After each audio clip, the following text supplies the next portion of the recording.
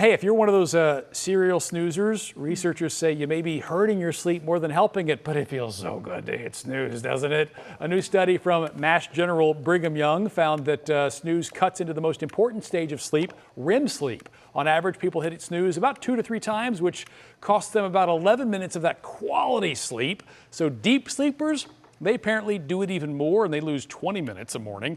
Now, that REM sleep is when your brain consolidates memories, it processes emotions, may even protect against dementia. But if you keep hitting that alarm, apparently experts say you are missing out. So they do say set your alarm for as late as possible, get up the first time it goes off. Also, that's impossible.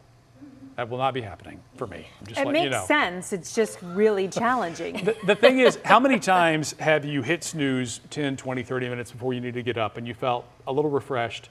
You hit that snooze, you fall back asleep, and when you finally do have to get up, it is painful. I do think after you've hit it multiple times, it does seem to be worse. I think so too, but it's not going to stop me from hitting snooze. I love nothing more than waking up and just laying there for a few minutes to gather my thoughts. I don't want to get out of bed immediately. It is one of the greatest pleasures in life, laying in bed and not getting out of bed. Science just says we're all wrong. If that's what's being wrong, I don't want to be right.